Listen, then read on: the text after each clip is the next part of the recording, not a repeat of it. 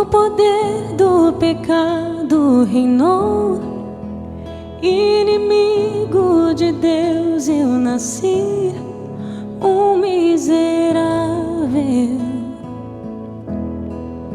Só as trevas aqui eu amei, nada em Deus desejei ou busquei, trevas eu era.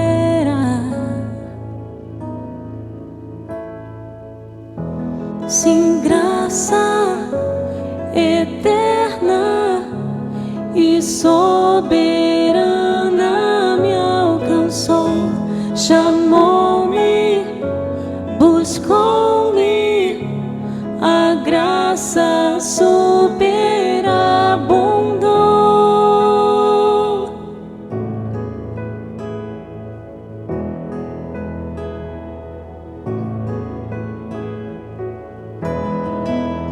Nada em mim para Deus desejar, nada em mim para Deus ter prazer, trevas eu era. Meu caminho foi escuro. 1 Coríntios 4:7, Paulo diz assim: pois quem torna você diferente de qualquer outra pessoa? O que você tem que você não tenha recebido? E se você tem recebido, por que você se orgulha como se não fosse assim? A atitude de Deus para com o orgulho, ou seja, para com o orgulhoso, sempre é de oposição assim. Deus se opõe ao orgulho humano. A Bíblia diz que Deus odeia o orgulho humano. Então, nunca nós podemos pensar que Deus odeia o orgulho, porque não existe o orgulho. O orgulho é aquilo que o coração do homem produz. Nunca separe o pecado do homem. Deus não faz isso. O homem vai ser... a justiça de Deus vai cair sobre o homem ou vai cair sobre o seu filho por causa do homem, mas você vê, Deus nunca separa o pecado do homem. Essa coisa de que essas duas coisas podem ser separadas não faz nenhum sentido, já que o pecado é aquilo que o homem produz. Então Deus se opõe. Por exemplo, em Isaías 2:12-17, Deus diz assim: o Senhor dos exércitos tem um dia reservado para todos os orgulhosos e altivos, para tudo o que é exaltado, para que eles sejam humilhados, para todos os cedros do Líbano, altos e altivos, e todos os carvalhos de Bazã, para todos os montes elevados e todas as colinas altas, para toda a torre imponente e todo muro fortificado, para todo navio mercante e todo barco de luxo. A arrogância dos homens será abatida e o seu orgulho será humilhado, somente o Senhor será exaltado naquele dia. Então, você vai ver que sempre é assim que Deus revela o seu coração diante do orgulho, que é basicamente o que caracteriza o ser humano. Todos os outros pecados nascem no solo negro do orgulho humano. E parte do orgulho é tomar o crédito daquilo que é somente de Deus. Você vê que há um impulso enorme em tomar o crédito de Deus na vida de todos os homens, e na igreja visível isso se manifesta também. Por exemplo, as doutrinas mais maravilhosas que o ouvido humano pode ouvir, que são as doutrinas da graça, tem um problema enorme no coração de muitas pessoas que dizem crer no Evangelho. E por quê? Porque o homem quer algum crédito, e essas grandes doutrinas não dão crédito nenhum ao homem. E essencialmente o orgulho é querer tomar crédito para si mesmo daquilo que Deus e só Deus faz. Mas às vezes a gente, mesmo crendo nessas grandes doutrinas, diminuímos o escopo de como o homem rouba o crédito de Deus. Em Isaías 10:12-15, diz assim: quando o Senhor terminar toda a sua obra contra o monte Sião e contra Jerusalém, ele dirá: castigarei o rei da Assíria pelo orgulho obstinado do seu coração e pelo seu olhar arrogante. Pois ele diz: com a força da minha mão eu fiz. A Síria era um grande império, né? Tinha grandes poderes, grande exército, e essa era a arrogância. Ela dizia: isso eu conquistei. Pois ele diz: com a força da minha mão eu fiz, com a minha sabedoria, porque tenho entendimento. Ou seja, eu sou sábio, eu tenho isso tudo porque eu tenho uma mente incrível. Eu removi as fronteiras das nações, eu saqueei os seus tesouros, como um poderoso subjuguei seus habitantes. Como se estica o braço para alcançar um ninho, assim estiquei o braço para apanhar a riqueza das nações. Como os que ajuntam ovos abandonados, assim ajuntei toda a terra. Não houve ninguém que botasse as asas, que batesse as asas, ou que desse um pio. Será que o machado se exalta acima daquele que o maneja? Ou a serra se vangloria contra aquele que a usa? Seria como se uma vara manejasse quem a ergue, ou o bastão levantasse quem não é madeira. Então, esse é o impulso de toda a Bíblia. Agostinho chamava o pecado de supérbia, de orgulho. Todo pecado é orgulho. Lutero, homo incurvatus em si, o homem voltado para si mesmo, tomando crédito para Deus. Então o que nós precisamos é do manual de diagnóstico bíblico. Infelizmente as pessoas estão mergulhadas no manual diagnóstico psicológico, psiquiátrico, e é nessa base que o homem tem olhado o seu coração. Infelizmente a grande maioria das pessoas que se dizem cristãs. Então a Bíblia nos dá doutrina e nos dá histórias. Nós vimos Paulo dizendo: se o que você tem, você recebeu, por que você se gloria como se não tivesse recebido? E ele estabelece essa doutrina, mas a Bíblia também nos dá história, e Deus nos ensina através de doutrina, história, e isso fixa em nós essas verdades de uma maneira profunda. É por isso que Jesus fazia isso, ele ensinava a verdade, ele contava parábolas, e história e doutrina fixam em nossas mentes a verdade. E há uma história basicamente sobre a essência do orgulho, a essência daquilo que move o coração do homem. Daniel, a partir do capítulo 4, verso 4, a Bíblia diz assim: eu, Nabucodonosor, estava sossegado em minha casa e próspero no meu palácio. Tive um sonho que me espantou, e estando eu na minha cama, as imaginações e as visões da minha cabeça me perturbaram. Por isso expedi um decreto para que fossem introduzidos à minha presença todos os sábios da Babilônia, para que me fizessem saber a interpretação do sonho. Então entraram os magos, os astrólogos, os caldeus e os adivinhadores, e eu contei o sonho diante deles, mas não me fizeram saber a sua interpretação. Mas por fim entrou na minha presença Daniel, cujo nome é Beltesazar, segundo o nome do meu Deus, e no qual há o Espírito dos deuses santos, e eu lhe contei o sonho. E aí ele passa a falar a respeito disso, no versículo 13 ao 22, estava vendo isso nas visões da minha cabeça, estando eu na minha cama, e eis que um vigia, um santo, descia do céu, não é, como um anjo, clamando fortemente, dizendo: assim derrubai a árvore e cortai-lhe os ramos, sacudi as folhas, espalhai o seu fruto, afugentem-se os animais debaixo dela e as aves dos seus ramos, mas deixai na terra o tronco com as suas raízes atadas com cadeias de ferro e de bronze na erva do campo, e seja molhado de orvalho do céu, e seja a sua porção com os animais na erva da terra. Seja mudado o seu coração, para que não seja mais o coração de um homem, e lhe seja dado o coração de um animal, e passem sobre ele 7 tempos.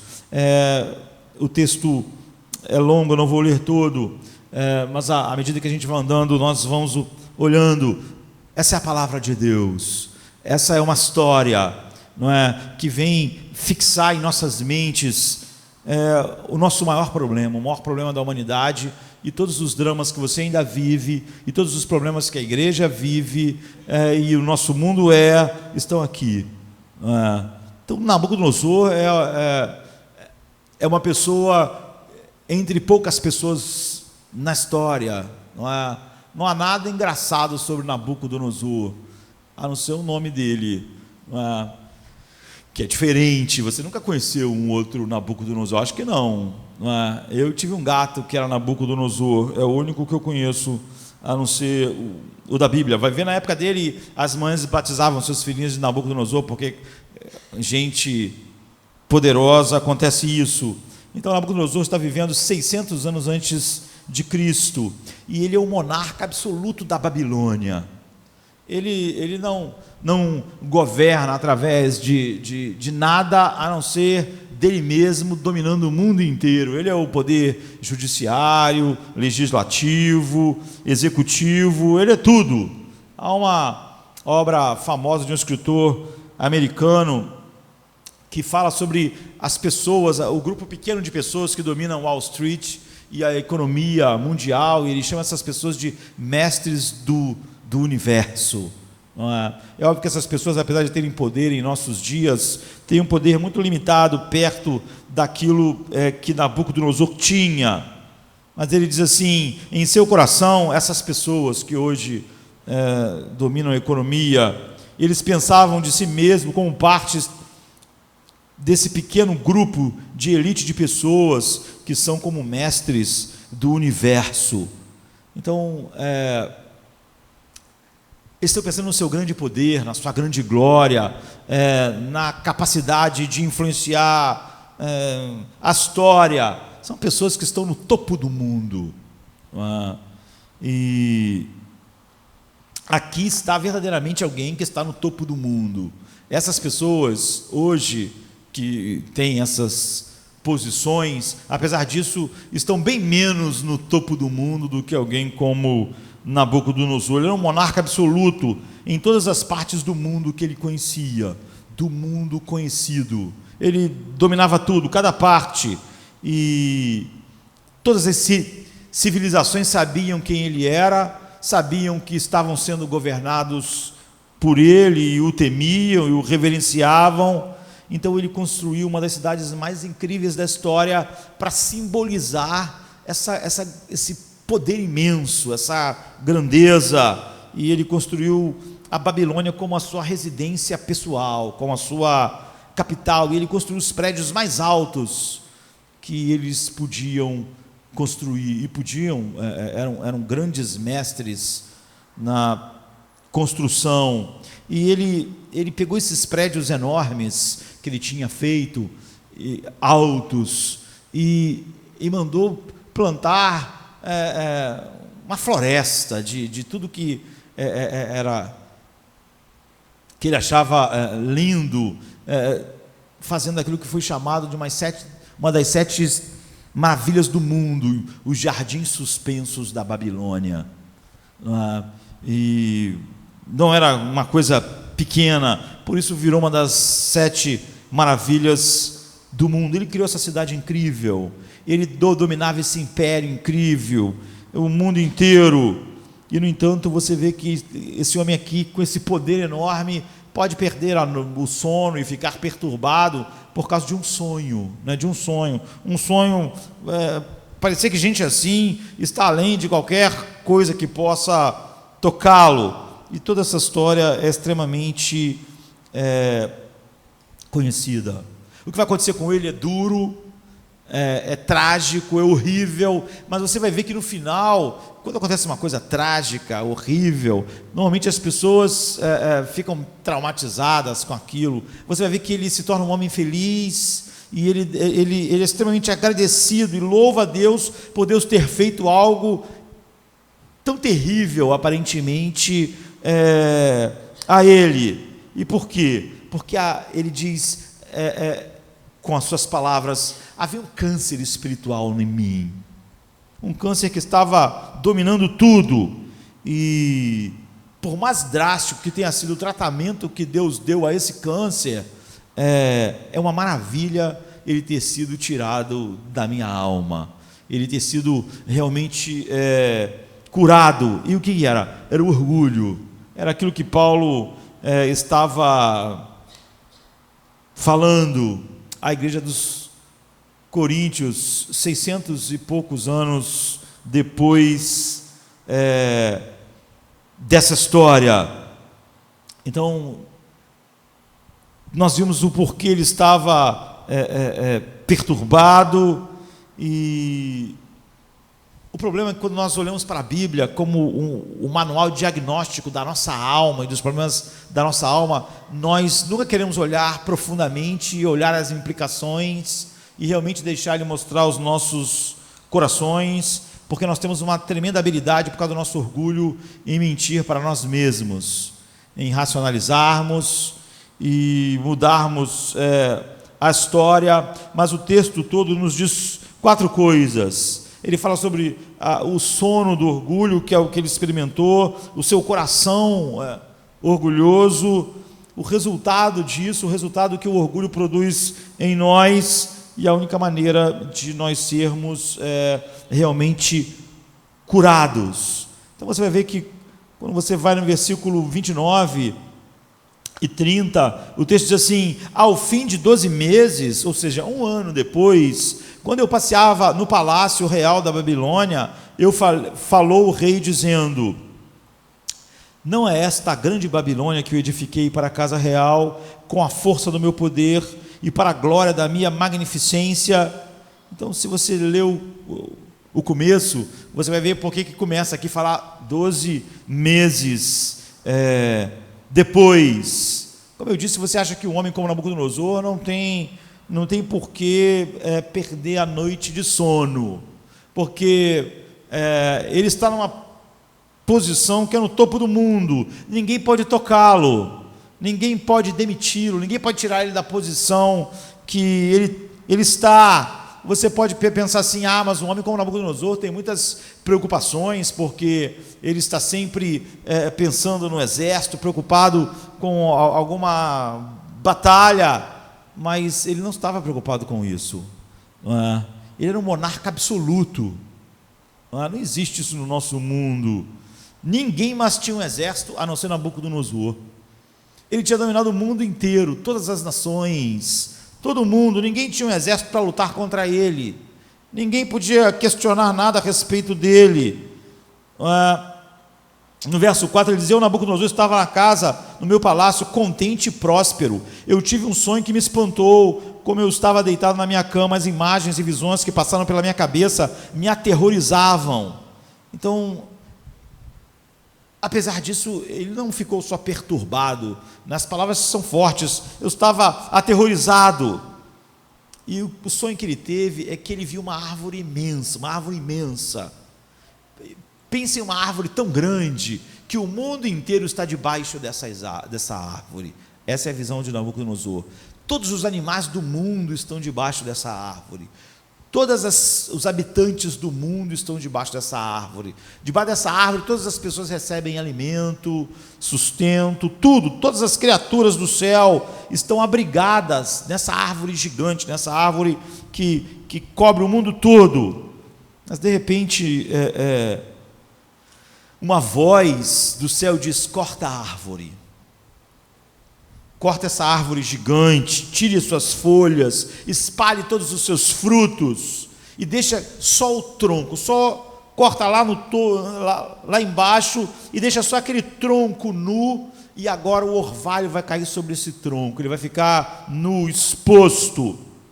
Diz assim: derrubem a árvore, cortem os seus galhos, arranquem as suas folhas e espalhem os seus frutos, fujam os animais debaixo delas e as aves dos seus galhos, mas deixe o toco e as suas raízes presas com ferro e bronze. Fique ele no chão, em meio à relva do campo. Ele será molhado com o orvalho do céu, e com os animais comerá a grama da terra. A mente humana lhe será tirada, e ele será como um animal, até que passe 7 tempos. Isso é que ele viu no sonho, e é o que ele ouviu o anjo dizer: corta tudo, agora essa vai ser essa condição. Ele não vai ter mais a mente de um homem, ele vai ter uma mente de animal. Isso foi um sonho tão nítido, que ele ficou totalmente perturbado com aquilo. E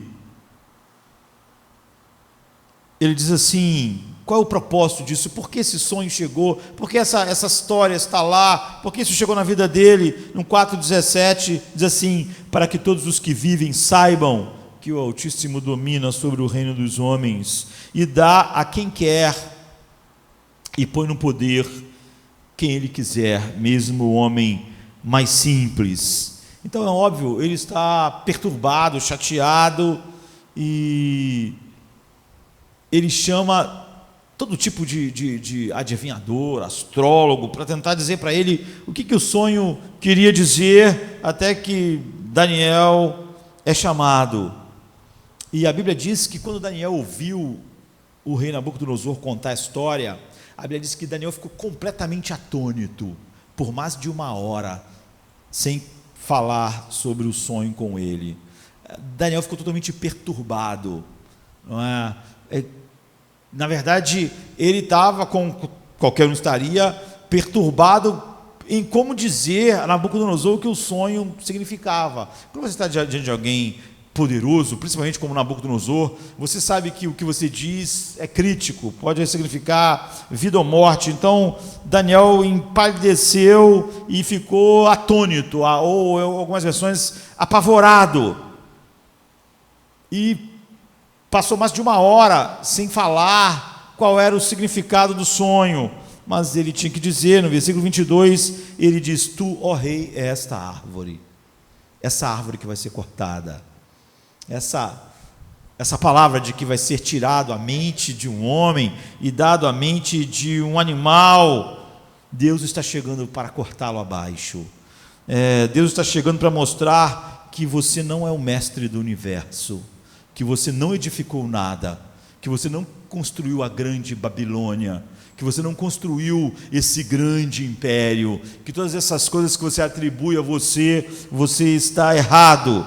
E Deus está vindo, por isso que Daniel ficou perturbado e humilhado e apavorado para falar: Deus está vindo para te humilhar. É isso que Deus vai fazer. E então Daniel faz um apelo: se humilhe, rei, se humilhe antes que isso aconteça, se humilhe diante dele, para que ele não humilhe a ti, se torne generoso em vez de orgulhoso. Talvez, antes de Daniel começar a falar, ele diz: que bom que esse sonho fosse sobre os teus inimigos e não sobre você. É aqui que nós chegamos a esse ponto, e diz: 12 meses depois que Daniel disse isso para Nabucodonosor, ele estava andando no seu palácio, e parece que toda essa palavra de Daniel não causou o efeito adequado. E o que Deus está dizendo é que não importa quão talentoso você possa pensar que não importa quão bem sucedido, não importa quanto contentamento tem chegado na sua vida, ou prosperidade, Nabucodonosor disse: eu estava contente, eu estava próspero, eu era o mestre do universo. Mas você vê, ele começou a ser perturbado, de não poder dormir. A primeira coisa que nós temos que pensar é isso: homens como Nabucodonosor parecem encarnar a essência daquilo que todo ser humano almeja, está no topo do topo, mas você vê, nunca é completo. Nabucodonosor sabia o que poucas pessoas na história souberam ou vão saber, não é? Que se você tiver o mundo inteiro realmente, se você realmente chegar ao topo e quase ninguém chega, as perturbações do seu coração e da sua alma, elas não cessam, não é? E os anseios. Eu estava lendo a biografia de Howard Hughes, que morreu em 76, um milionário assim, cheio de histórias, porque ele é um magnata dos negócios, do mercado de investimento, e ele foi um grande aviador, e um engenheiro aeroespacial, e um grande piloto. Ele foi inventor, ele foi dono de grandes estúdios de Hollywood, ele é dono da maior parte dos hotéis de Las Vegas e hotéis no mundo inteiro, e ele comprou 2 grandes companhias americanas de aviação e juntou elas numa enorme companhia de aviação, a TWA com a American Airlines, juntou elas. Os tentáculos dele estavam em todos os cantos. Ele bateu o recorde em 18, se eu não me engano, em atravessar, dar uma volta ao mundo mais rápido do que qualquer outro ser humano. Ele batia recordes em cima de recordes depois, em voos cada vez mais rápidos, mas ele morreu totalmente desesperado, cheio de medos, manias, medos de doença. Ninguém podia chegar perto dele, ninguém podia tocar nele, ele não podia, ele acabou se aprisionando num andar de um grande hotel seu, onde praticamente ninguém podia ter contato com ele, ninguém podia tocar nele, tudo tinha que ser purificado. Ele acabou morrendo num estado lamentável, em que as pessoas, quando viram o seu corpo, não podiam reconhecer mais esse homem. Então os Nabucodonosores do mundo, realmente eles podem entender isso, ou Hughes, como a maior parte de nós nunca vai entender completamente, sabe? Tipo Alexandre o Grande, que com 30 anos chorou porque não tinha mais nenhum mundo para conquistar. Ora, você podia pensar que se um homem conquistou o mundo inteiro, devia ser a pessoa mais satisfeita do mundo, mas ele está lá chorando porque agora não tem mais mundo, eu conquistei tudo, e agora ele vê que ele continua sendo o mesmo Alexandre de antes. Então há essa realidade de que eles não podem dormir, eles vivem esses dramas e ficam profundamente perturbados, porque eles sabem o que nós não sabemos plenamente ou perfeitamente, apesar de sabermos em parte, que o coração do homem, ele é maior do que o mundo inteiro, de tal maneira que se você colocar o mundo inteiro nele, o homem continua com os mesmos problemas, não fica preenchido. É por isso que Lucy, nas Crônicas de Nárnia, ela diz: certa vez no nosso mundo, no estábulo, tinha algo que era maior do que o universo, ou seja, algo que se encaixa, né? Algo que realmente preenche aquilo que o universo inteiro não preenche. É isso que o C.S. Lewis estava dizendo. Então o orgulho não pode trazer o verdadeiro sono, o verdadeiro descanso. Você, nem a Hughes, nem a Nabucodonosor, nem a Alexandre, mas a maioria de nós gasta o tempo tentando chegar lá, dizendo: se eu pudesse finalmente ter isso, ou chegasse a esse ponto, ou aquele ponto lá, aí a vida seria estável, aí meu coração ficaria bem. Mas essa ideia, esse sono do orgulho, nunca é um sonho de paz. Assim, é isso que Nabucodonosor está experimentando aqui. Isso mostra para nós o coração do orgulho, a essência do orgulho. Há uma tremenda misericórdia quando Deus expõe o teu orgulho. O que Deus vai fazer com Nabucodonosor, e por isso ele é grato, é a tremenda misericórdia. O oposto é Deus nos entregar o seu juízo, é deixar o orgulho crescer como um câncer, até fazer seu trabalho final no coração do homem. Mas quando Deus tem misericórdia de nós, Ele nos manda 1000 vozes, 1000 sermões, 1000 Daniels, não é? E o castigo é quando Ele não manda, o castigo é quando Ele não nos confronta, o castigo é quando Ele não nos perturba, o castigo é quando Ele não tira o nosso sono, não é? E nos faz enxergar essas realidades. E o que sempre Deus diz quando Ele está realmente tratando com homens, que Ele não abandonou ao seu juízo, é isso: você pensa que está no comando, você quer estar no comando da sua vida, mas você não está. A questão não é eu tirar você do comando, a questão, quando Deus usa a misericórdia, é nos mostrar isso. Então é isso que Deus faz quando nos reúne assim, ou quando nos leva a sua palavra. Mas é muito fácil estar reunido, estar com a palavra de Deus e ainda não enxergar, porque nós temos perdido a habilidade de ver a Bíblia como manual diagnóstico de Deus dos nossos corações. De qualquer maneira, inicialmente Nabucodonosor não ouviu. É por isso que a Bíblia diz: 12 meses depois, ele se levanta e ele diz: acaso não é esta grande Babilônia que eu construí como a capital do meu reino? com o meu enorme poder e para a glória da minha majestade. Isso é o orgulho. Você pode pensar, eu nunca falei assim como Nabucodonosor, mas você só não está prestando atenção.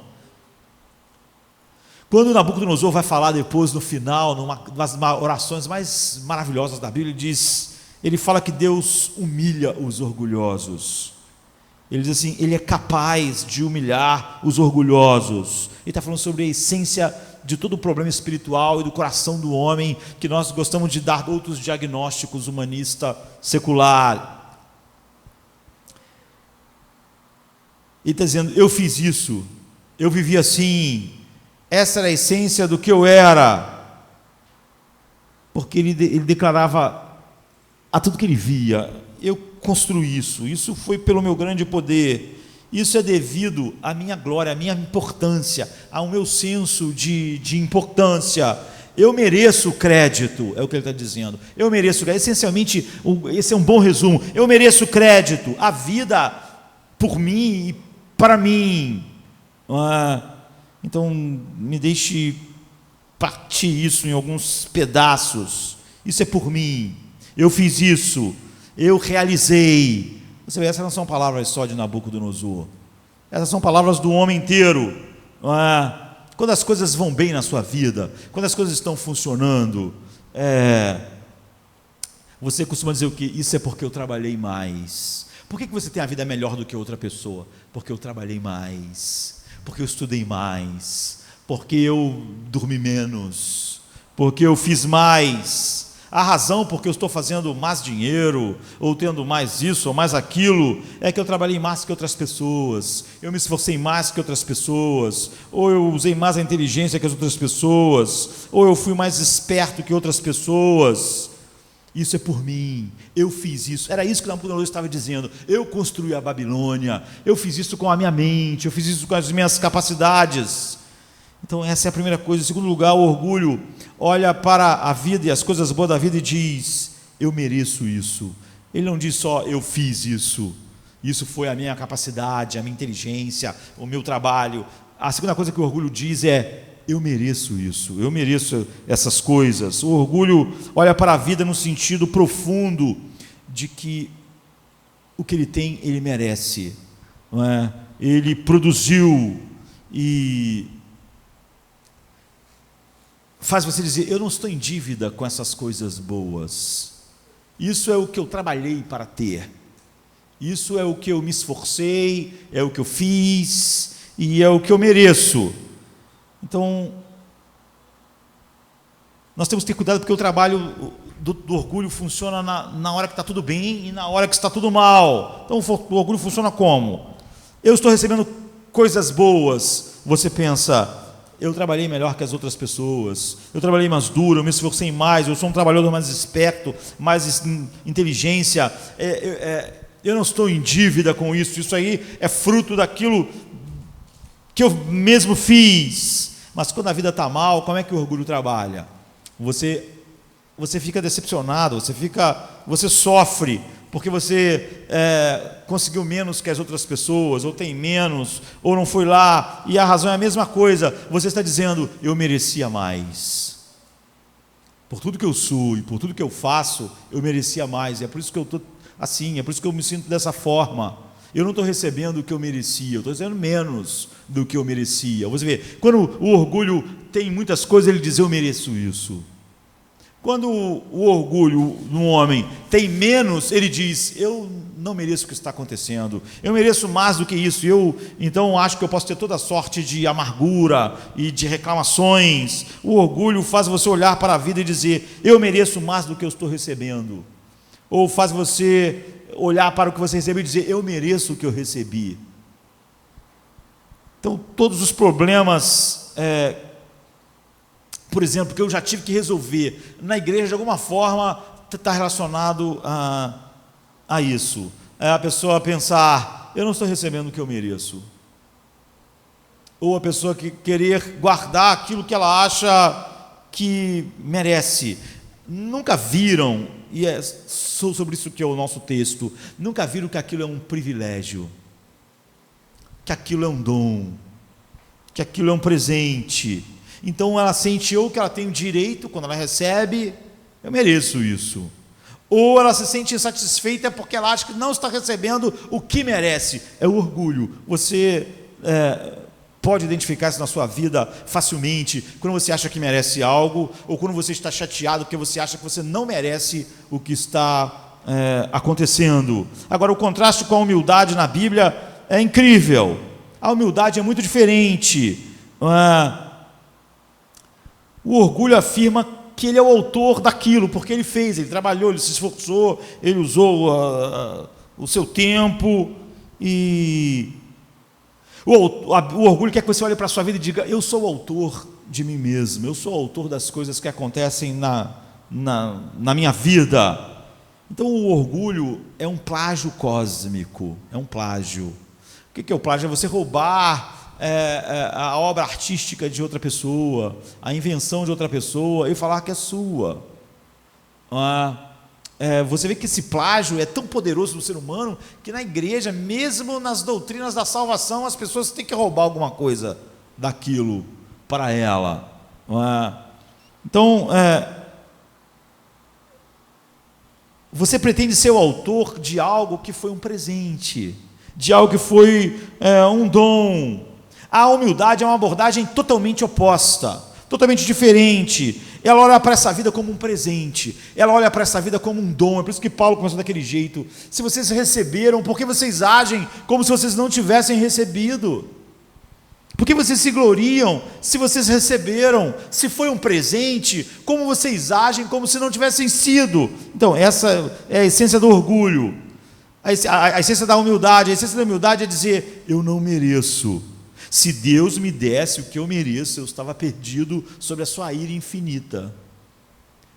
Eu não mereço isso, eu não mereço respirar hoje, eu não mereço ver o sol, eu não mereço. Mas isso não é um jogo de palavras, você vê, isso é o centro da realidade do coração do homem. Então, quando você olha para todas as coisas na vida, você diz: isso aqui é um molho, isso aqui é um molho, porque tudo é um dom para mostrar algo a respeito de quem realmente é o autor e o doador de todas as coisas. Agora alguém pode dizer: isso é terrível, isso que o senhor está dizendo, pastor, é terrível. Não é? Quer dizer que se eu for uma pessoa humilde, eu vou ter que ter pensar ou ter a percepção e o sentimento de que eu não mereço nada? Isso é terrível, isso é a baixa autoestima. Eu não mereço nada na vida. E a verdade é que a humildade é receber tudo como um presente, tudo como algo dado. Mas é óbvio que você pode ter uma falsa humildade. Não é tão difícil dizer: eu não mereço isso, eu não mereço aquilo, ou tudo foi dado. Até fazer uma oração, e até às vezes aquilo que as pessoas costumavam fazer, um culto de ação de graças, como se todo culto não fosse. Mas na verdade, todas as ações por trás, ou quando aquilo é tirado, não declaram a realidade de que aquilo era de fato um presente. Então, a humildade, ela diz: eu não poderia nem começar a merecer as coisas que Deus me deu, a saúde, o dia de hoje, a minha mente, as pessoas que me conhecem, os meus amigos. Tudo que eu tenho é misericórdia, portanto, eu vou aproveitar cada dia como se fosse uma dádiva no deserto. Quando no deserto Deus tirava algo da onde não tinha nenhum recurso, tudo é um presente. Então tudo que chegar a mim eu vou ser surpreendido, eu vou ficar surpreso. Você não fica surpreso com o que você merece. A humildade diz: eu estou sempre surpreso, porque tudo que eu recebo é absolutamente livre, é absolutamente merecido, é um presente. Você olha dessa forma. Então você vê o que é tão ruim no orgulho. Por que Deus odeia o orgulho? Na verdade, o orgulhoso. Alguém pode perguntar: o que é tão ruim no orgulho? Nabucodonosor olhou em volta e disse: eu construí a Babilônia. Olha a grande Babilônia, olha essa cidade. Olha, imagine o gênio político, econômico, militar que foi necessário para me construir um império que domine todo mundo conhecido. Você pode perguntar, ele não fez? Nabucodonosor é um dos maiores gênios militares da história. Realmente, ele fez coisas assim, e ele arriscou a sua vida várias vezes. Ele não era um rei que ficava lá apertando alguns botões enquanto as pessoas lutavam. Ele ia para a frente de batalha, como um grande guerreiro, e ele traçava as estratégias militares nas suas guerras, e ele estava lá se arriscando. Ele não ficou numa poltrona, ele entrou no seu carro de combate, ele foi na frente do seu exército. Então ele foi um dos maiores líderes políticos da história, um dos maiores gênios militares, um dos maiores gênios em economia global, porque ele dominava o mundo. Você pode dizer, ele não fez isso? Isso não é verdade? O que há de tão ruim ele dizer, eu construí a Babilônia? Se ele bolou como seriam as batalhas, se ele bolou o sistema político, econômico, e realmente a Babilônia foi um dos maiores impérios. O que há de tão ruim nisso? Porque você vê, esse é o mesmo argumento que você vai usar para achar que merece alguma coisa, que você fez alguma coisa. Não é? Pensem, alguém compõe uma grande música, uma grande obra de arte, ou uma grande invenção, e eu pego isso e digo que fui eu. E as pessoas, óbvio, vão me achar incrível. Poxa, o pastor, ele não só prega, ele é um grande inventor, e ele é um grande compositor no nível de Mozart. Não é? E é incrível, ele é multitalentoso. Por que o autor da música lá, o grande compositor, o Beethoven, ficaria indignado? Por que o inventor lá da coisa que eu peguei ficaria indignado, se sentiria ultrajado? Porque você roubou ele, você produziu um plágio cósmico, porque o autor detém a obra, não é? O autor também tem um controle sobre a obra. A Bíblia diz que, por isso, o orgulho está no centro das nossas vidas. Nós temos uma dificuldade final, natural, a não ser que Deus mude isso através do poder infinito do Evangelho. Nós temos um problema final em admitir que tudo na nossa vida é um dom, que nós não merecemos nada, que nós somos totalmente dependentes de Deus para cada respiração, para cada batida do coração. Porque se você admitir que Ele é o autor, a Bíblia mostra, se você admitir que Ele é o autor, você perde o controle, e nós não queremos isso. Se você disser que realmente todo o seu dinheiro vem de Deus, então você perde o controle. Nós não queremos perder o controle. Lembre, o pecado é um profundo deslocamento interior da nossa alma. É um desejo de manter o controle da nossa vida. É um desejo de dizer que nós somos o mestre das nossas vidas. Essa é a essência. E a única maneira de você justificar o controle da sua vida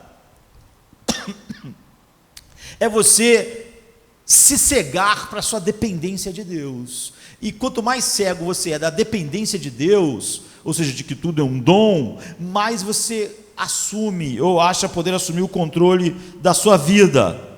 Você pode dizer, olha, eu sou uma pessoa, pastor, que sou uma pessoa espiritual, mas, querido, se você realmente não olha para a Bíblia seriamente, como um manual diagnóstico de Deus, e examina o seu coração seriamente através dela, isso que você está dizendo é totalmente inútil. Porque isso é como o coração do homem funciona, a não ser que haja uma mudança radical. E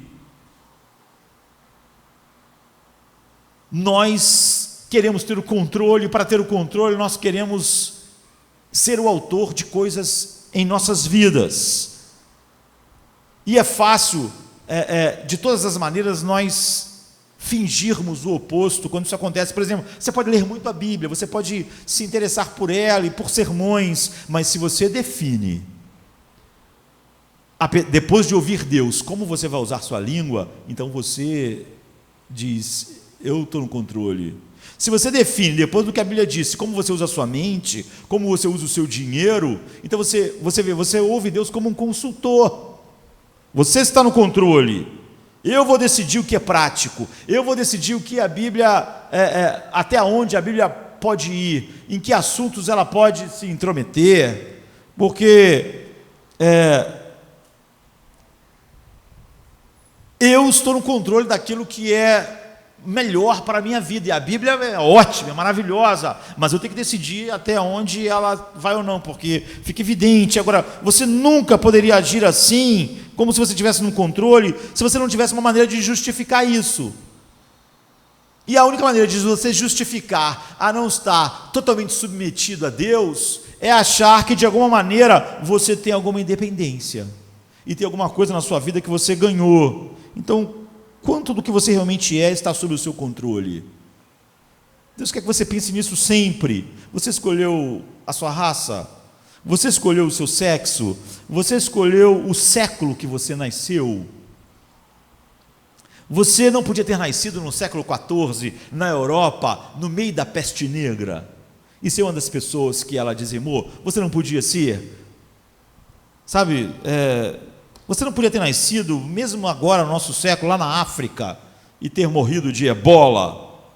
Ou você não podia ter nascido na Síria, e está lá no meio daquela guerra agora. Você não podia ter nascido no Iraque.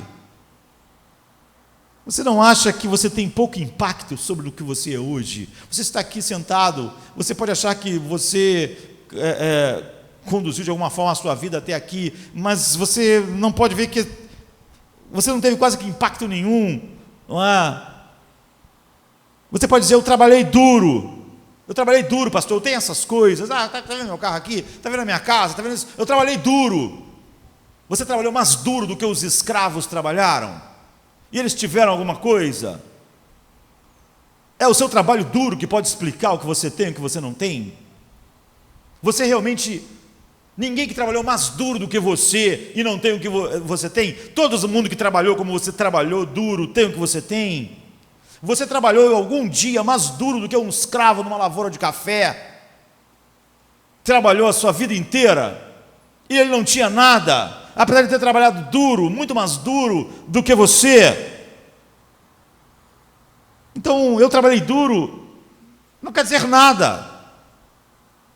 E mesmo agora, quando nós trabalhamos diariamente, nós estamos usando o quê? Nós estamos usando uma mente. Essa é a nossa mente, nós mantemos a nossa mente, nós trabalhamos com talentos, com habilidades, com amizades, com conexões que Deus deu. Você não escolheu os seus pais. Nabucodonosor, aquele era porque era filho do seu pai e da sua mãe. Você não escolheu os seus irmãos, você não escolheu nenhuma das experiências da infância que de alguma maneira afetaram você. Você não escolheu as habilidades e os talentos básicos que você tem, não escolheu o século que você nasceu, você não escolheu nada. Deus diz: você quer saber o que é humildade? Você quer saber o que é orgulho? Paulo então diz, como nós lemos no início: pois quem torna você diferente de qualquer outra pessoa? Quem faz a diferença? Ou o que você tem que você não tenha recebido? E se você recebeu, por que você se orgulha como se não fosse um presente? Todo orgulho é naquilo que nós somos diferente de outras pessoas, naquilo que a nossa vida é diferente, naquilo que nós temos de diferente, na posição diferente que nós ocupamos, tudo se baseia nisso. Agora, Paulo está dizendo: o que você tem que você não tenha recebido? A Bíblia diz que humildade, aquilo que humildade é uma vida que é feliz porque recebe tudo como um presente, tudo. Ou é uma vida autoabsorvida, portanto é uma vida miserável, que olha para tudo e diz: eu mereço isso. E quando não tem, está amargo, dizendo: eu merecia mais do que isso. Isso é o orgulho.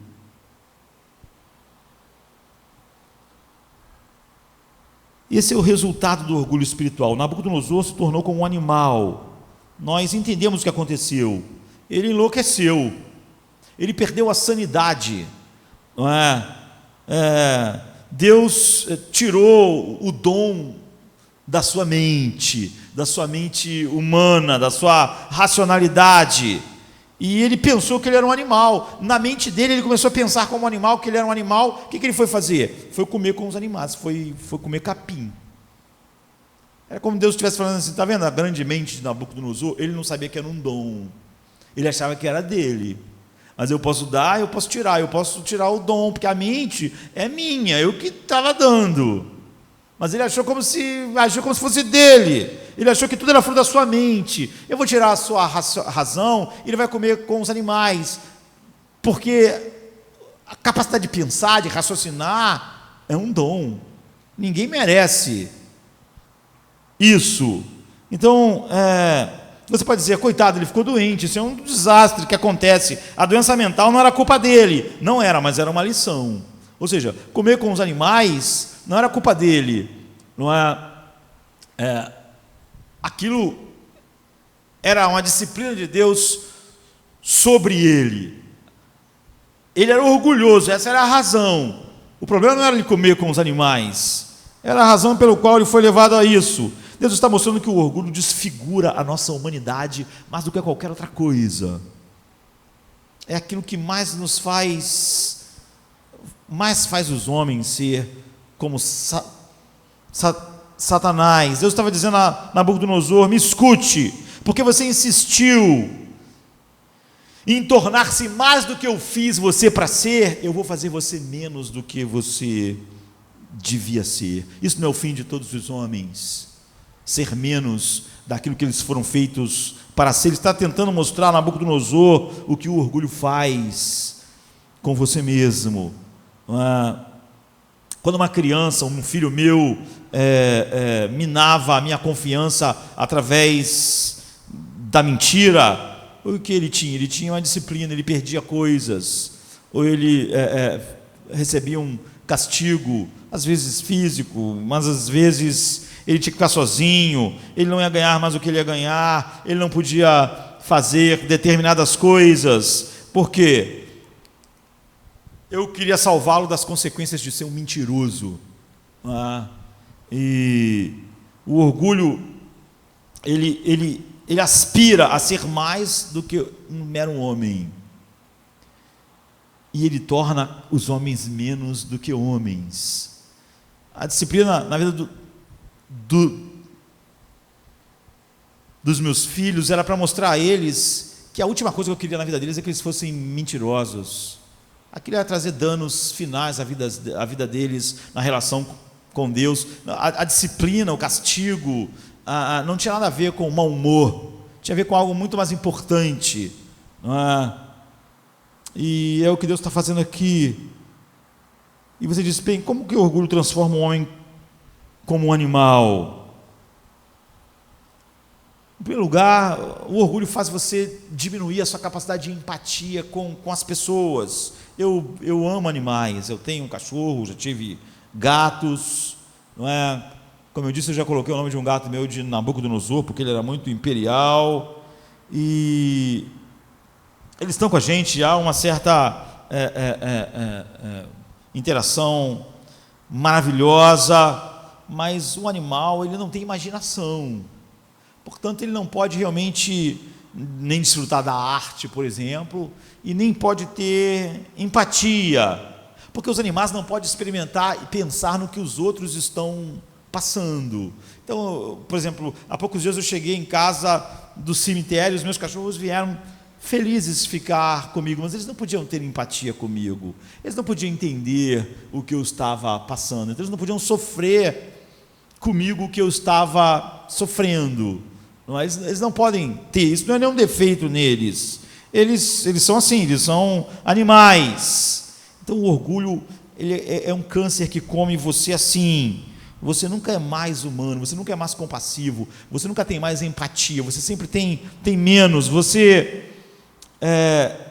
se torna sempre mais insensível em sentir realmente como as pessoas se sentem, e cada vez você é mais sensível em como você se sente. Então, o orgulho é uma forma de justificar para si mesmo o controle da sua vida. Você acha que pode e deve controlar o seu dinheiro como você acha, então você tem que acreditar que você ganhou ele. Um homem só pode se sentir bem no controle de qualquer coisa que ele faça na sua vida se ele sentir que de alguma maneira ele merece aquela vida. Porque se ele souber que ele ganhou, então ele perde o controle. O orgulho é essa armadilha, não é? Então você vai dizer, eu estudei mais do que esse cara. Eu tenho mais cuidado do que aquele outro cara.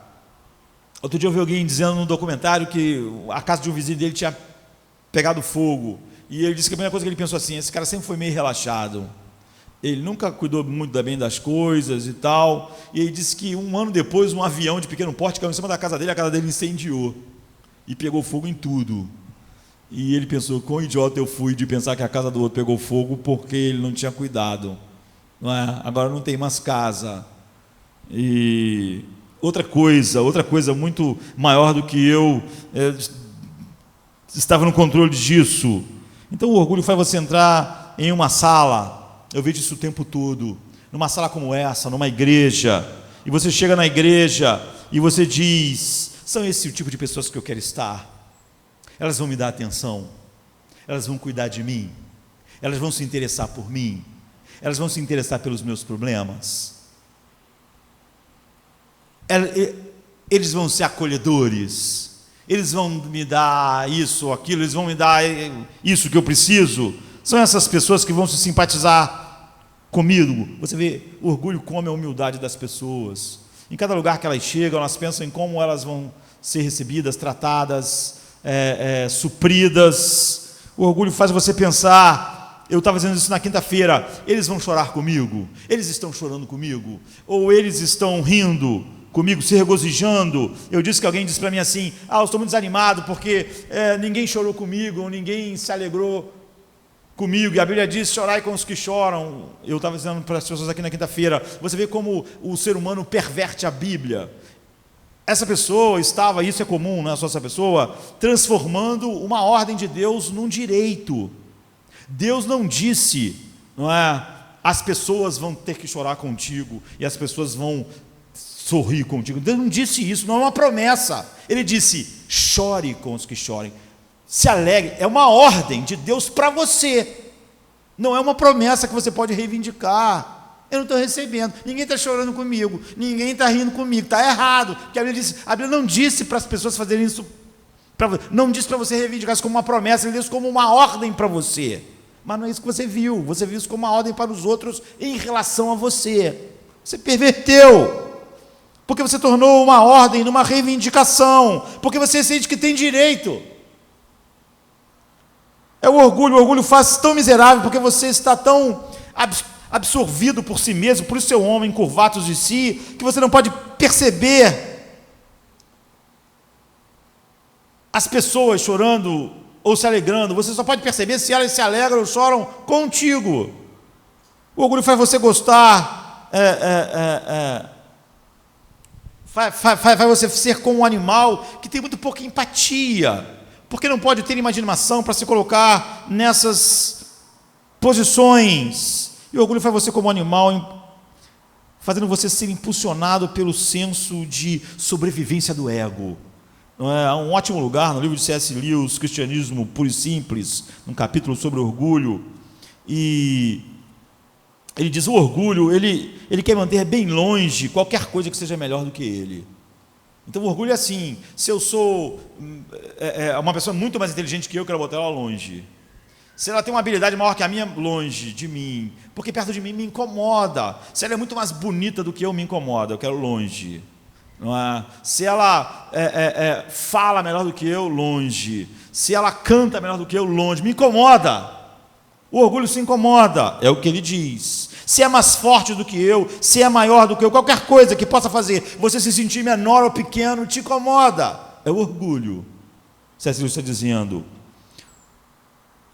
Ou alguém que de alguma maneira está mostrando que você não tem o direito de estar no centro do universo, no centro do universo que você quer estar. O orgulho faz você se sentir sempre ameaçado. O orgulho faz você ser como um animal, sempre usando seu instinto de sobrevivência. É por isso que ele nos faz como animal dessa segunda forma. Porque o orgulho nos cega para a realidade. Por que você se sente tão infeliz quando alguém faz você se sentir menos atraente? com o que ela é, enfim. Quando alguém faz você se sentir menos inteligente, menos habilidoso, você se sente ameaçado.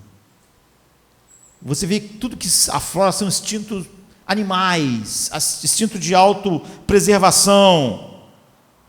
É o orgulho que faz você se comparar com as outras pessoas e se sentir mal quando você vê que na comparação você não está em vantagem. Só o orgulho faz você odiar situações em que você tem que admitir sua vulnerabilidade, sua fraqueza, ou sua falta de talento em alguma coisa. É admitir que você precisa de ajuda, de fato, não no sentido de você sentir-se o centro, mas no sentido de você se sentir realmente incapaz, não é? E nós odiamos essas coisas. Nós corremos do que nos ameaça como o animal corre. Sempre que o animal se sente ameaçado, o primeiro instinto dele é correr, é fugir. Isso é de qualquer animal. É fugir, é escapar. Então, as pessoas nos ameaçam. Aquilo que nós sentimos mais ameaçado na nossa relação com o mundo é o nosso orgulho. Nós fugimos do que ameaça nosso orgulho, como um animal instintivamente foge daquilo que o ameaça. Então é por isso que o C.S. Lewis diz nesse mesmo lugar que a coisa que as pessoas orgulhosas mais odeiam é o orgulho das outras pessoas. Não é? Então, o pecado que o orgulho mais odeia é o orgulho. Não é? Porque o orgulho leva outras pessoas para o centro do palco, então você odeia isso. Você está sempre, o orgulho é algo horrível, você odeia, porque você merece o centro. E o orgulho faz todo mundo estar indo nessa mesma direção. Então o orgulho faz você um animal impulsionado por instintos de sobrevivência, é isso.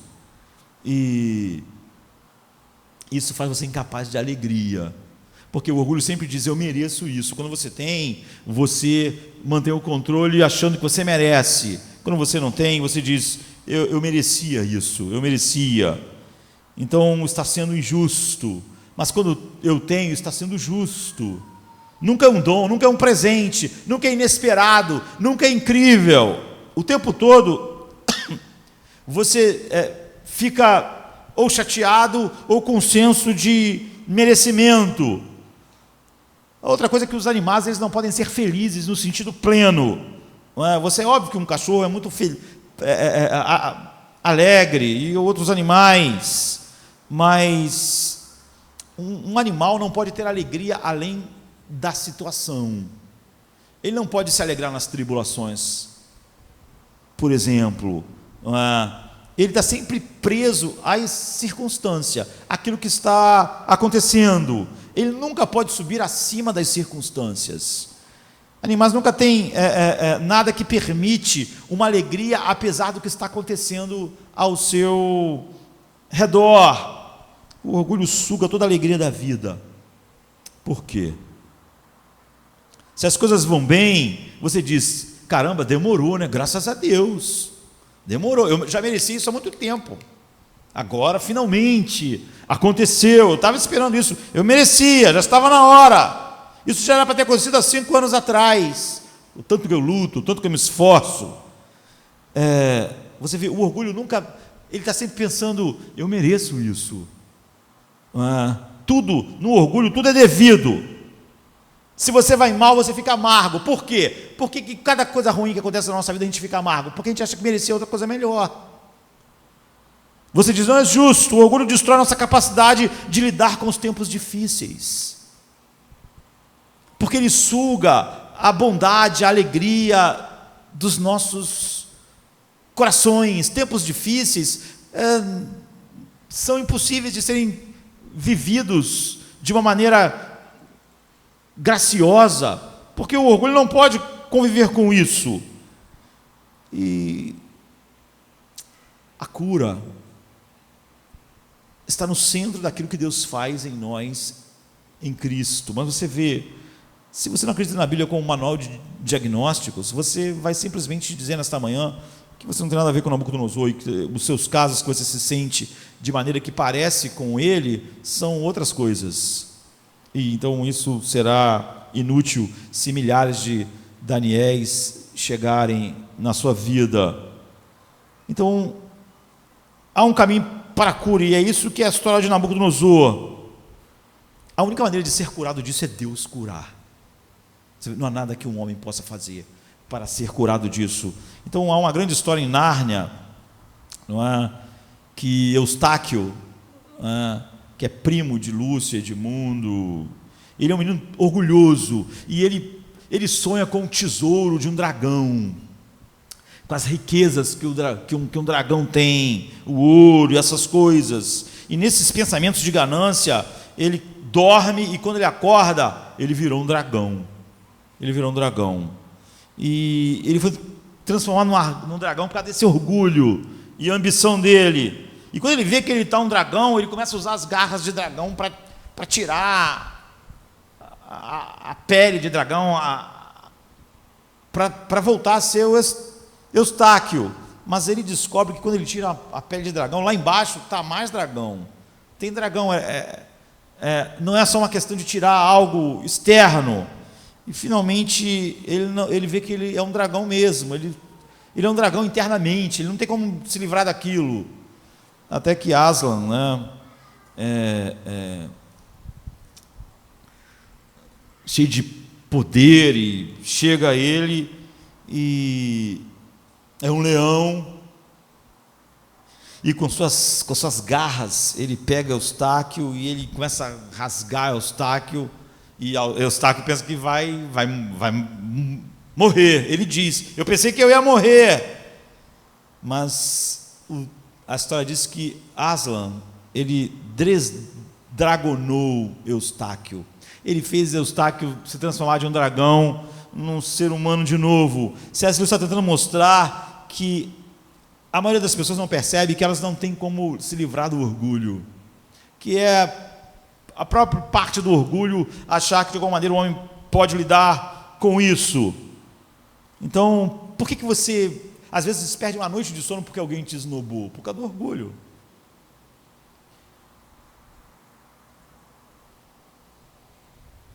Por que você nunca cansa de pensar em você mesmo? Por que você avalia todas as coisas a partir de você, e diz se uma situação ou determinada coisa é boa ou não a partir de você?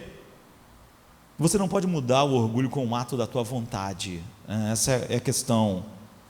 Você pode dizer assim: eu não vou mais pensar muito sobre mim, mas não vai funcionar. Você não pode fazer, você não pode se desdragonar, não é? Como o C.S. Lewis diz. Você só pode ser liberto do orgulho se você vê duas coisas juntas. Você não pode ver uma delas separada. Separada, elas não funcionam. É assim que Cristo, ou Aslan, aqui na história dele, faz. Você tem que ver que você não merece nada de Deus, a não ser a sua ira. Você não merece o teu trabalho, você não merece o dinheiro que você ganha, você não merece a comida que você tem, você não merece a casa que você mora, você não merece o ar que você respira, você não merece nada. Não é que você não merece ser salvo, porque é isso que as pessoas às vezes acham, quando elas dizem que não merecem nada, que elas não merecem ser salvas, mas elas acham que merecem o salário delas porque elas trabalharam. A questão é que você não merece nada. Você tem que ver que você não merece absolutamente nada de Deus, apenas a sua ira e julgamento. E todas as outras coisas que estão na sua vida, que não é a ira e o julgamento, é um dom. Ele está dando, mesmo a sua mente capaz de entender as minhas palavras nesta manhã. É um dom. Ele não deve isso a você, e você não merece entender o que está sendo dito. Você não merece ver o sol hoje. Não é que a Bíblia diz que você não merece a salvação, você não merece nada, nada a não ser a ira de Deus. Então você tem que ver que tudo que você fez até hoje foi um plasmo cósmico. Cada coisa na sua vida que você atribuiu a você, como Nabucodonosor estava atribuindo o que ele fez a ele, era um roubo de Deus. Você tem que ver que você difama o autor quando você faz isso, quando na verdade você deve tudo a ele. É um terrível pecado. Você não merece nada de Deus a não ser julgamento. No entanto, ao mesmo tempo, você tem que ver você mesmo como objeto da misericórdia de Deus. Se você vê só que você não merece nada, isso não vai gerar isso. Você tem que ver essas duas coisas juntas. Se você vê elas juntas, você vai chegar onde Nabucodonosor chegou. Você percebe, em primeiro lugar, Nabucodonosor diz, ele confessa que todos os povos são nada. Todo mundo não é ninguém, não é só ele que não é ninguém. Todos os povos. Ele diz, todos os povos da terra são como nada diante de Deus. Ao fim daquele período, do tempo que ele passou como animal, eu, Nabucodonosor, levantei os olhos ao céu e percebi que o meu entendimento, a minha razão, a minha racionalidade tinha voltado. Então louvei ao Altíssimo, honrei e glorifiquei aquele que vive para sempre. O seu domínio é um domínio eterno e o seu reino dura de geração em geração. Todos os povos da terra são como nada diante dele. Ele age como lhe agrada, com os anjos no céu e com os habitantes da terra, e ninguém pode ou é capaz de resistir à sua vontade, nem dizer o que tu fizestes. Ele está dizendo o seguinte: Deus tem o direito de fazer o que Ele quiser conosco. Ele me deixou pastar com os animais, isso é horrível. A princípio você pode pensar, mas não, Deus está dizendo, Deus tem esse direito. Eu não tinha o direito de ter uma mente de homem. Ele tirou e eu comi capim, e Deus estava no seu direito. Ele pode fazer isso, não só porque Ele é poderoso, mas Ele tem o direito de fazer isso, e eu não merecia a mente que eu tinha. Ele está levantando e dizendo, eu aprendi. Há um livro famoso escrito por um rabino, quando coisas boas acontecem, quando coisas ruins acontecem com pessoas boas. É óbvio que todo mundo, esse livro se tornou um sucesso, porque todos nós, sempre que uma dificuldade chega na nossa vida, a gente diz, eu não merecia isso, porque você acha que você merece alguma coisa. Essa é a operação básica do orgulho. Quando uma coisa boa acontece, você acha, eu mereço isso.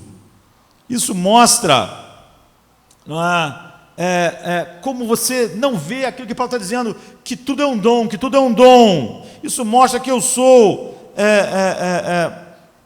naturalmente a essência daquilo que é a supérbia, daquilo que é o homem e curvatus em si. Em seguida, Nabucodonosor reconhece que todas as coisas que antes que ele achavam que era um direito, voltaram para ele, mas agora era um dom. Ele diz, voltou o meu reino, mas eu sei que eu não conquistei, não foi o meu gênio militar, eu sei que agora até a minha mente é um dom de Deus, que todas as coisas que eu fiz usando um corpo que Deus me deu, uma mente que Deus me deu, um coração que batia que Deus me deu, portanto eu não fiz nada, Ele estava me dando tudo. Ele fez nascer filho do papai e da mamãe, que me trouxe a ser o rei, o imperador da Babilônia. Você vê a atitude dele, foi restaurado. Ele recebeu tudo, mas tudo agora ele recebeu de volta como um dom realmente. Ele diz, naquele momento voltou-me o entendimento, eu recuperei a honra, a majestade e a glória do meu reino. Meus conselheiros e nobres me procuraram, meu trono me foi restaurado, a minha grandeza veio a ser ainda maior. Agora eu, Nabucodonosor, ó a diferença, louvo, exalto e glorifico o Rei dos céus, porque tudo o que Ele faz está certo, tirar o meu reino estava certo, me fazer pastar estava certo, tudo que Ele faz está certo, não há nada que Deus faça com tudo que é dele, que não esteja certo. Eu nunca, ele está dizendo, nunca mais vou imaginar, eu não mereço isso, eu não mereço aquilo, ou Deus não tinha que estar fazendo isso, aquilo, tudo que Deus faz é certo. Por quê? Porque tudo que Ele faz é certo, todos os seus caminhos são justos, e Ele tem o poder para humilhar aqueles que vivem no orgulho ou na arrogância. Você vê, é isso que Deus tinha dito, eu vou cortar a árvore, mas eu vou deixar o tronco, só o toco, e eu vou deixar o orvalho cair por tanto tempo, e vou tirar o seu coração de homem, vou dar a ele um coração de animal, e isso foi misericórdia. Você pode achar que isso é um tratamento muito duro, mas isso é misericórdia, porque essencialmente o orgulho é aquilo que fará o homem para sempre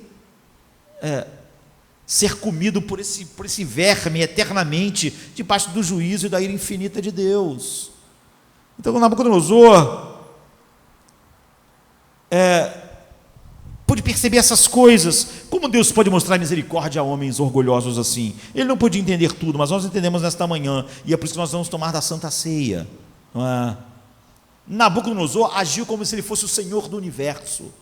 Mas Deus mostrou que, na verdade, por ele achar que era mais do que um homem, ele seria menos que um homem, seria como um animal.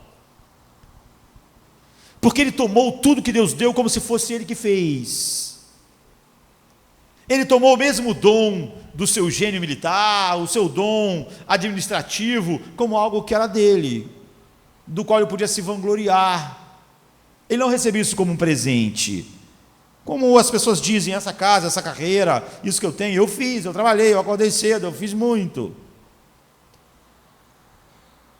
Ele se colocou como mestre do universo, e por isso ele foi levado a menos que um homem, como o pecado faz, e finalmente faz eternamente com o ser humano. Mas Cristo, que é o único mestre do universo, ele realmente fez tudo, ele realmente é o autor de tudo, e ele mantém todas as coisas, inclusive os átomos do teu corpo, pela palavra do seu poder. O único mestre do universo deixou a posição de mestre do universo.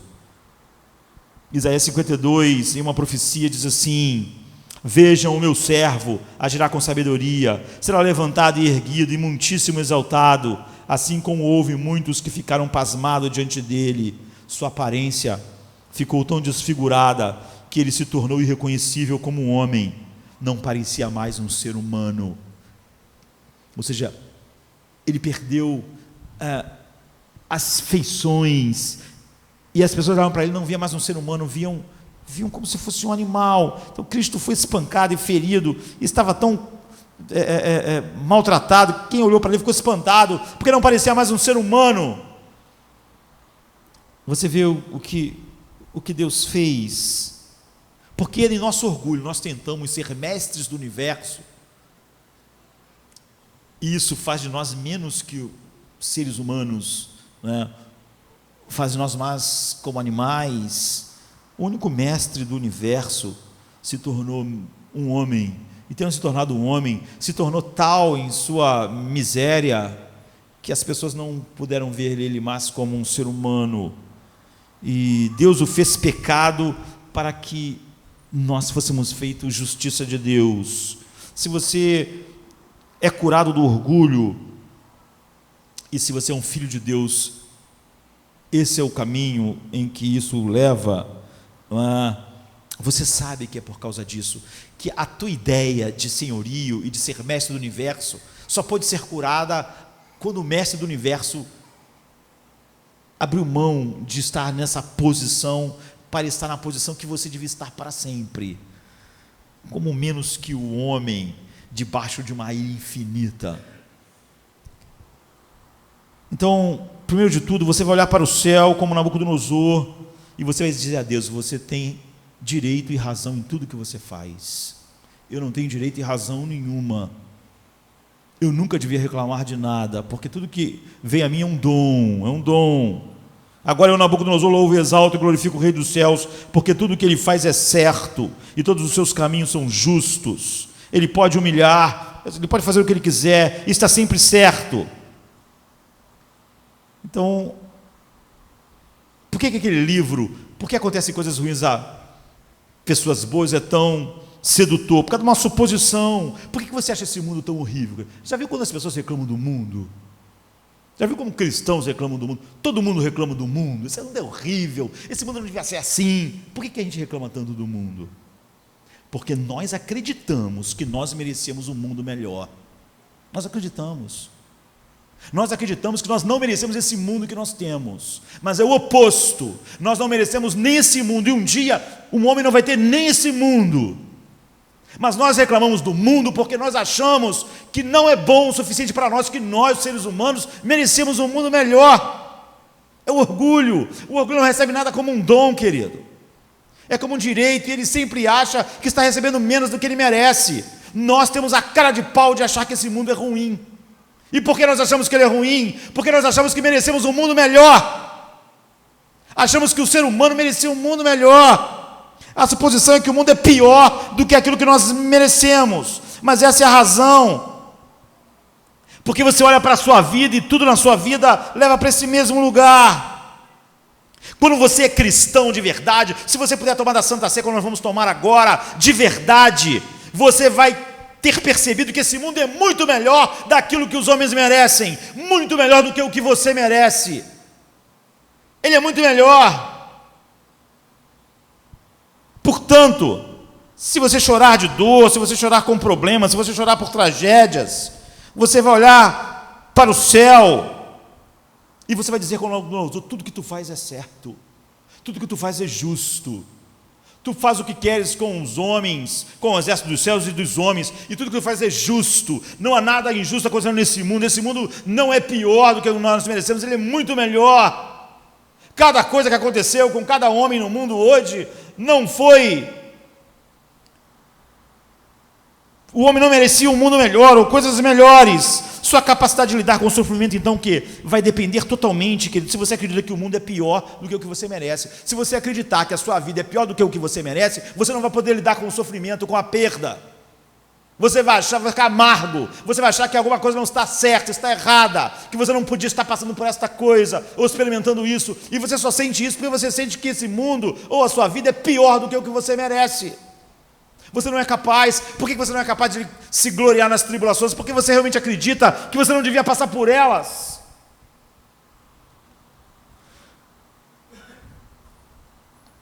E quando você recebe coisas que você acha boa, você acha que você está recebendo o que você merece. Então lidar com as dificuldades, com os dramas, com a dor, depende totalmente de você achar que você merece um mundo melhor, ou uma situação melhor. E é por isso que o cristão, como essencialmente ele é o oposto disso, ele pode lidar com essas situações. Então isso depende totalmente de como, se você de fato acredita no Evangelho. Alguém que não sabe lidar com essas coisas não acredita no Evangelho. Pessoas amargas não acreditam no Evangelho. Pessoas que não sabem passar por um momento de dor, sofrimento, sem Deus ser honrado nisso, elas não creram no Evangelho, porque elas não podem dizer isso é melhor do que eu merecia, porque o que ela dizia nos cultos não era verdade. Mas em segundo lugar, lembre-se quando Daniel diz a Nabucodonosor: se humilha, seja generoso com o que Deus está te dando. Porque ele, em tantas outras coisas que ele podia dizer, é óbvio que ele não pode falar a respeito de tudo, ele fala a respeito disso, não é? Seja generoso com o que Deus está te dando, porque o dinheiro é uma das coisas que mais revelam a nossa noção de que nós merecemos o que temos. Nós sempre achamos um absurdo o nosso dinheiro ser gasto a não ser conosco mesmo. Por quê? Porque é meu, que eu ganhei. Porque eu sou como Nabucodonosor, que diz: essa é a minha Babilônia, eu construí. Quando você olha para o seu salário, então você pensa a mesma coisa, isso aqui é meu. Você diz assim: não, Deus que me deu, mas não é assim que você age. Entende? Você vê o dinheiro como algo que você ganha. Então é algo que está no seu controle. A gente, como eu disse, o orgulho faz você achar que você é merecedor e que você tem as coisas não como um dom, porque você quer controlar. E o dinheiro é a coisa que mais mostra isso em nossos corações. Não é? As pessoas às vezes não acham razoável. Quantas pessoas têm 1000 problemas? O dízimo é um horror, é difícil. Por quê? Se essa pessoa diz que Deus deu tudo a ela, porque não é verdade, não é verdade? Imagine se você tivesse me procurado e falasse assim para mim: pastor, eu estou enrolado, eu preciso comprar um troço, mas eu preciso de uma quantia que eu não tenho. E quanto você precisa, meu querido? Eu preciso de 100 mil reais. Eu dissesse: eu arrumo para você. Está aqui os 100 mil reais. Pastor, em um ano eu pago. Tá ótimo, um ano, tá, não vou nem cobrar de ouro. Que um ano você me paga 100 mil. Estou dando 100 mil, você me paga 100 mil. Aí de um ano depois você vem: estou aqui com 100 mil, que é seu. E eu falo assim: não, faz o seguinte, 100 mil, faz o seguinte, me dá 10 mil, fica com 90 mil. Você ia dizer o quê? Horrível, que absurdo, isso não é razoável. Você ia dizer: isso é incrível. Isso é incrível. Dos 100 mil você vai querer só 10 mil? Vou querer só 10. Dos 90 você vai achar incrível por quê? Porque era meu. Porque eu estou te dando. Agora você diz assim: tudo que eu tenho Deus me deu. Tudo que eu tenho Deus me deu tudo. Tudo. Aí Deus diz assim: essa quantia aqui. Isso é um absurdo. Porque você... É mentira, você não sabe, você não acha de fato que Deus te deu, você acha que você ganhou. E não é razoável gastar coisas que nós ganhamos, a não ser conosco mesmo. Muitas pessoas escondem debaixo daquilo que homens fazem com dinheiro, só para esconder o seu orgulho, o controle e o amor ao dinheiro, e o fato de que o homem não recebe o dinheiro, o seu sustento, como um dom de Deus, não recebe, ele acha que ganhou. Ele é como Nabucodonosor. Eu construí a Babilônia, eu fiz tudo com a minha mente, com a minha capacidade de trabalho, mas Deus olha para você e diz, olha, 10%, você diz, não é razoável. É óbvio que você acharia razoável, você não acharia razoável, você acharia uma graça infinita, se eu falasse para você, os 100 mil que tu me deu, me dá 10 mil, fica com 90, mas usa de uma maneira que não me desonre. Isso prova que o seu coração, você ainda acredita que você é o seu autor. Você pode dizer outras coisas nos hinos, em alguns lugares, mas isso é só papo. A essência de que nós somos o autor é que nós controlamos aquilo que nós construímos, aquilo que nós conquistamos. Quando nós recebemos como um dom, o oposto acontece. A ironia é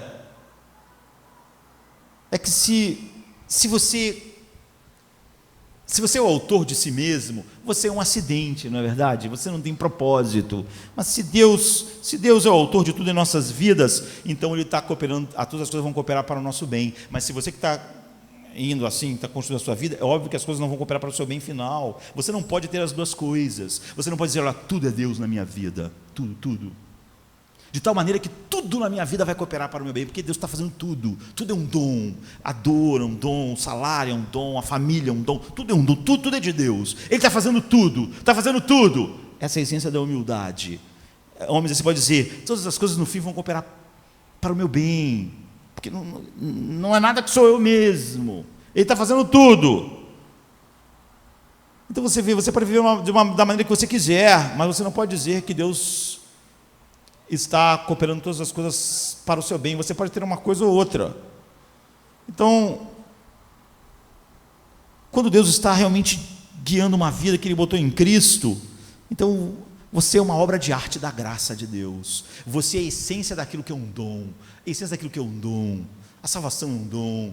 Respirar é um dom. O copo d'água é um dom. E quando eu recebo dessa forma, Deus é glorificado quando eu bebo um copo d'água e como um pedaço de pão. Então qual é o remédio para o orgulho? É levar a sério que tudo é um dom. É o que Nabucodonosor fez. Ele descobriu que o gênio militar dele era um dom, que a sua capacidade de administração era um dom. Portanto, ele não conquistou a Babilônia, Deus deu a ele, porque Deus deu os dons e Deus deu aquilo que o dom, porque outras pessoas podiam ter o dom, mas não ter nascido filho de quem ele nasceu, na época que ele nasceu, no lugar que ele nasceu. Deus teve que juntar todas essas coisas e dar todos aqueles dons a ele e ser o autor da Babilônia. Mas quando ele disse que ele era autor, ele estava roubando Deus. É a essência do orgulho. Então você tem que levar a sério, sabe? Se você conseguiu ver ao mesmo tempo que você não merece nada, a não ser a ira de Deus, isso não diz respeito à sua salvação, é nada, a não ser a ira de Deus, e ao mesmo tempo você vê tudo que você recebe em Cristo como a misericórdia transbordante de Deus, é a única maneira de ser mudado. Então 1 Coríntios 4:7, você leva isso a sério. Isso não são palavras bonitas. Pois quem te torna diferente de qualquer outra pessoa? E o que você tem que você não recebeu? E se você recebeu, por que você se orgulha como se não tivesse recebido? Mas quando você é verdade para você, então você não tem mais controle, não é verdade? Deus deu tudo. Se Deus me deu o casamento, é óbvio que Ele deve honrar a Deus. Se Deus me deu o dinheiro, é óbvio que Ele deve honrar a Deus. Se Deus me deu tempo, é óbvio que Ele deve honrar a Deus. Tudo deve honrar a Deus. Tudo deve apontar para o seu autor. E você confia em Deus e você não deturpa mais a palavra. Uma das coisas mais deturpadas na palavra de Deus é um texto que diz assim, as pessoas dizem assim, sempre que acontece uma coisa boa na vida delas, os humilhados serão exaltados. Eu já disse isso aqui, isso não está escrito na Bíblia. que os humilhados serão exaltados. Essas pessoas inventaram. Elas são orgulhosas e se sentiram humilhadas. Na hora que elas estão numa situação boa, elas querem se orgulhar usando um texto que não existe na Bíblia. A Bíblia diz: quem se humilhar será exaltado. Não diz quem for humilhado por outras pessoas. A Bíblia diz que quando nós nos humilhamos, como Nabucodonosor fez: ó Altíssimo, tu é dono de tudo, tu faz o que tu quiseres, eu não mereço nada, se tu me botar para pastar, está certo, foi correto, foi bom, foi justo, eu merecia pastar mesmo, eu não mereço é o reino, agora que tu me deu de novo, eu recebo como um dom. Então, o que o texto diz é: quem se humilhar será exaltado. Não diz quem for humilhado por outras pessoas, pelas situações da vida. Você só se sente humilhado por todo mundo porque você é orgulhoso. Então, o que a Bíblia diz é você mesmo fazer isso. Então, 1 Pedro 5,6: humilhai-vos, pois, debaixo da potente mão de Deus, para que Ele vos exalte no tempo devido. Ou então,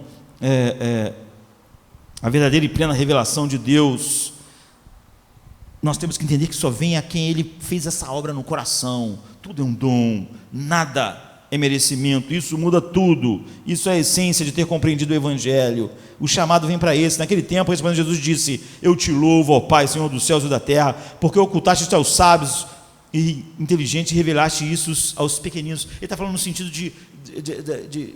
da humildade, de estar lá embaixo, no topo daquilo que era social, onde as crianças estavam. Então, tudo depende disso. Mateus 18, 3, 4 diz assim: em verdade vos digo que se vos não converteis e tornares como uma criança, nesse sentido, né, não entrareis no reino dos céus. Porque quem não se humilhar como uma criança, no sentido de que a criança depende de tudo. Ela não pode dizer: eu ganhei. Meus filhos não podiam dizer isso, né? Ganhei no final do mês. A comida que eu comi, foi o papai que comprou. Assim, a roupa que eu uso, foi o papai que comprou. O colégio, foi o papai que comprou. Então, Deus está dizendo: se você não se tornar assim, se você não perceber, eu não tenho nada, não mereço nada, foi tudo ganho, foi tudo presente. Qual a diferença entre eu e aquela pessoa? Não foi nada, não tem nada a ver comigo, nem com a minha inteligência, nem porque eu trabalhei mais. Houve escravos que trabalharam 1 milhão de vezes mais do que eu e viveram miseravelmente no mundo, morreram miseravelmente no mundo. Não tem nada a ver, foi tudo o que Deus fez. E você vai descansar na verdade de que todas as coisas são suas em Cristo, só em Cristo. E se elas são em Cristo, como você vai tomar da ceia agora, então você nunca vai mais se gloriar. A Bíblia diz assim: então ninguém se glorie nos homens, porque todas as coisas pertencem a você, seja Paulo, Apolo, Cefas, ou o mundo, ou a vida, ou a morte, ou as coisas presentes, ou as coisas futuras. Todas as coisas pertencem a você, e você pertence a Cristo, e Cristo a Deus. Vamos ficar de pé. O poder do pecado reinou, inimigo de Deus eu nasci, um miserável. Só as trevas aqui eu amei, nada em Deus desejei ou busquei, trevas eu era.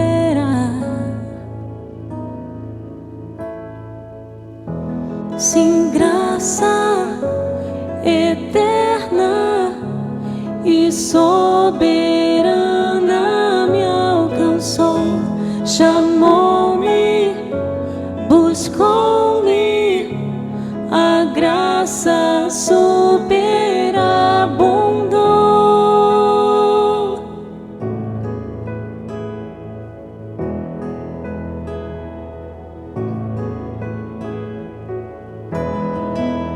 Nada em mim para Deus desejar, nada em mim para Deus ter prazer, trevas eu era.